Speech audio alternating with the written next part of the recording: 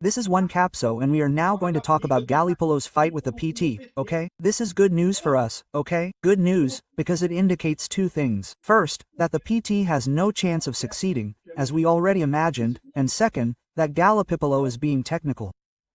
The great fear that we all had was that Galípolo, once in office, would give in to ideology, right, and start using the central bank as a PT instrument, forcibly lowering interest rates and letting inflation run wild again and so on. And apparently that is not what is happening, right? And of course, since he is not doing the work indoctrinated by the PT, he has started to be targeted by the PT. So there are two good pieces of news in this story here. Let's understand it from here. This news was suggested by Bon Chudil, a tax inspector from Ancapistao and several other people. Thanks to the people who suggested news on our new website visa-oa.com. And thank you for watching our video. If you like our content, please like it and subscribe to the channel, okay? Well, the PT is targeting Galípolo, right? The Estadão opinion piece talks about the various candidates for the PT presidency. Hey, there's an election in the PT for those who don't know, right? And all the candidates are criticizing Galípolo, right? According to their manual, they criticize capitalism. They say that the central bank is the market, it's Faria Lima, and they mock a Galípolo so jealous of its independence that it meets with businessmen from the financial sector. Hey, but he's the Brazilian central bank, he has to meet with everyone, there's no such thing. That's his role, right?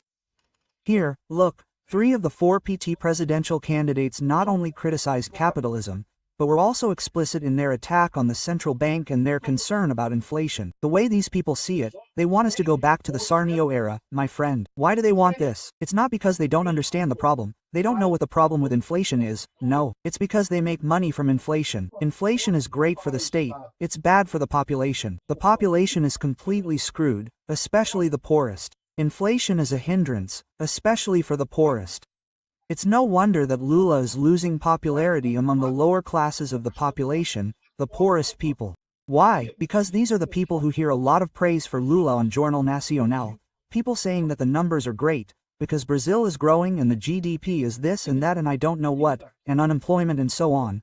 But then the poor go to the supermarket and the price of eggs has gone up, the price of coffee is impossible, the price of pasta has gone up too, the price of rice is absurd. So, in other words, the poor, wait a minute, this isn't good. Jornal Nacional is saying a lot of good things, but I'm not seeing that good thing in the market. It's inflation. And why is there inflation? Because the LULA government is spending too much. Again, this is LULA's strategy. Never, it's always been LULA's strategy, to spend money as if there were no tomorrow to fill his own pockets and the pockets of his cronies, right? The useless unionists, the bunch of union shills he put in government, a bunch of unionists and a bunch of positions there, right? Here, look, the underlying problem is the PT's vice of seeing the central bank as a market instrument to favor rentierism to the detriment of the country's growth. It's a convenient version of the inconvenient truth, the PT's ability to face the reality of high inflation. In other words, LULA said this openly. Oh, no, because here in Brazil we've had inflation of 80% per month and it wasn't a problem. It wasn't a problem for you, man, who was always rich and who was on the government's side, right? For the poor it was a very serious problem. Inflation at 80%,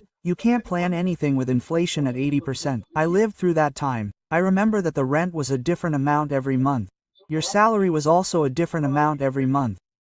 But then things didn't always fit together. You were always scared to death about how this was going to turn out, how it was going to go, where it was going to go. Will I have money to pay or won't I have money to pay the rent? Yeah, this kind of thing is complete hell, right? Galípolo is doing the right thing, so that's the good news. First of all, the PT is messing up. We already knew that the PT was messing up and it will continue to mess up. That's what I'm telling you. They are incapable of getting their minds off this interest in robbing Brazilian society, enriching themselves, filling their pockets with money and screwing the Brazilian population. Now, the positive news here is that Galípolo is doing the right thing. If Galípolo were to give in to these attacks from the PT, he would have done it by now, right, to help LULA, right? And that's a problem. Why can Galípolo give in to these attacks? Because LULA can pressure him in the following way. Well, LULA couldn't overthrow Roberto Campos Neto. Why? Because the left would certainly file a request to overthrow Roberto Campos Neto, but according to the rules of autonomy of the central bank, they would have to have a majority in the Senate, a majority in the chamber, something like that, to be able to approve the dismissal of the director of the central bank, right? But LULA knows that he wouldn't be able to do that because most of the senators and deputies would be on the other side. Now, let's suppose that LULA does this with GALÍPOLO. There's a good chance that many opposition deputies and senators will say, "No, man, GALÍPOLO wasn't appointed by LULA himself. Let's remove GALÍPOLO, man. Let's remove GALÍPOLO. He's weakening LULA's government." Quote. But this is also a shot at the autonomy of the central bank.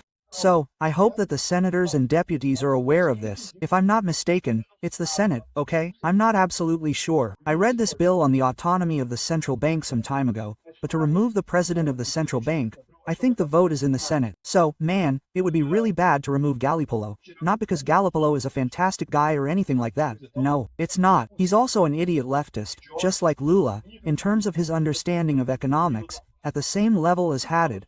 But in the end it seems like he's being led to do the right thing by the other technicians who are there at the central bank, right? That's good news. It preserves the autonomy of the central bank and ensures that we won't have uncontrolled inflation until then. The question is, will GALÍPOLO be able to hold this Pemba until the elections? Because what I'm telling you, the tension is high now. They're already cursing the guy here. Look, PT and GALÍPOLO. The honeymoon between PT and GALÍPOLO is over. They've already started criticizing and stuff. But these criticisms here are still happening now. They're criticizing because of the IOF. GALÍPOLO was against the increase in the IOF. I don't know what. Now, 2026 is coming. PT is going to get more desperate. PT is going to get more and more desperate. What's going to happen in 2026, right? It's a question that really cannot be determined. I hope that GALÍPOLO manages to stay in office for the sake of the autonomy of the central bank. As much as I don't like GALÍPOLO, I think it would be very bad for the central bank if he were removed, even if it meant a defeat for LULA. You can imagine that LULA gets the left to vote for him to leave, and the right votes for, so that the next president can appoint the next president of the central bank.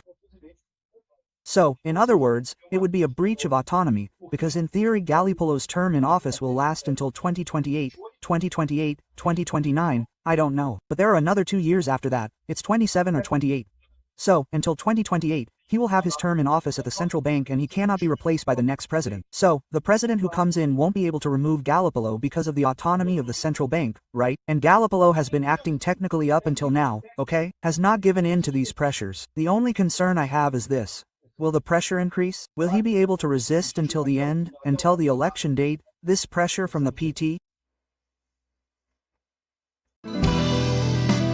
Thank you for watching the video until the end. In addition to liking, sharing and subscribing to the channel, consider becoming a sponsor with values starting at $1.99. Click on the Become a Member button below to learn about the conditions and advantages of sponsoring the channel. More information about our project? Visit our websites indicated on the screen. Oh,